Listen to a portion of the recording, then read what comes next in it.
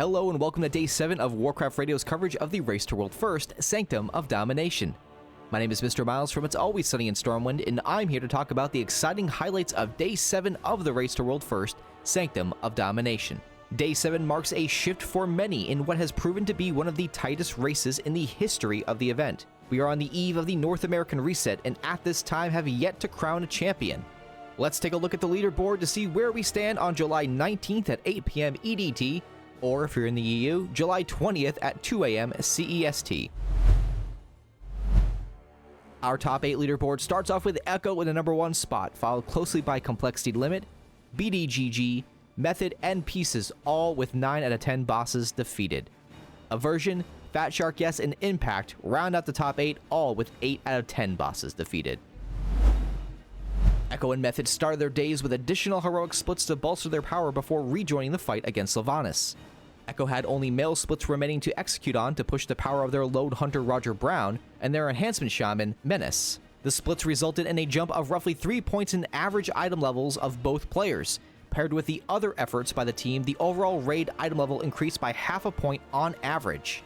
Now having exhausted their last armor type for splits, Echo switched strategies, looking to use a duo of Blood DK and Subtlety Rogue to hold one of the Colossus adds. The remaining members of the raid then pushed extra damage into Sylvanas into Phase 2 and reduced the burden in Phase 3. During progression with this strategy, the dev team hotfixed the adds to enrage if not defeated within 45 seconds, negating this strategy.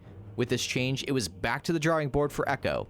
The team was forced to swap out a Boomkin in favor of an additional warrior and shedding their rogue in a bid to gain more single target damage at the cost of AoE and cleave. The team consistently reached Phase 3 and repeatedly brought the Banshee Queen to below 50%, but were unable to secure the kill. On a nearly perfect poll with tens of thousands of viewers in a very hyped chat, Echo ended their day of raiding with 155 polls and a best attempt of 46.35%, just 1.35% short of the presumed required HP of 45%. Also representing the European hope was Method, who continued to progress in Phase 2. While they have consistently reached Phase 2, they found themselves unable to get into Phase 3.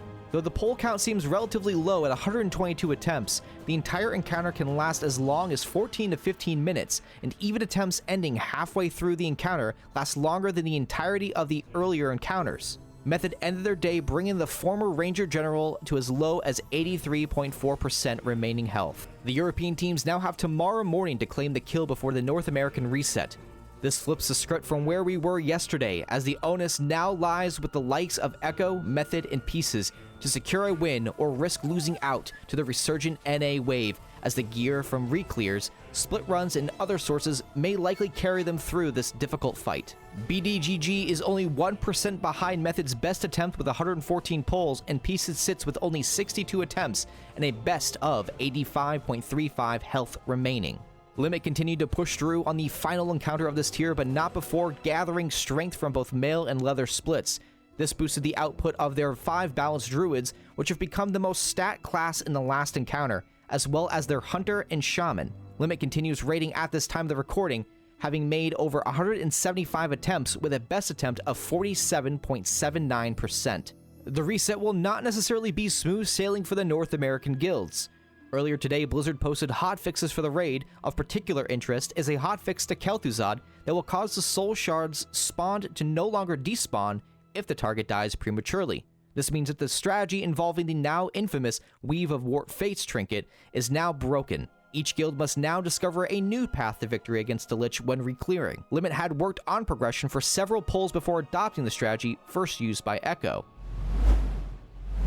This concludes our Day 7 coverage of the Race to World First, Sanctum of Domination. Brought to you by Warcraft Radio and Chaos Gaming, and powered by Raider.io. Be sure to keep up to date with all the latest Race to World First news on Twitch at RWF Warcraft and on our Race to World First webpage. You can find all of our daily recap videos on YouTube and keep up to date on all progression by following Warcraft Radio on Twitter. I've been Mr. Miles from It's Always Sunny in Stormwind, and remember, never adventure alone.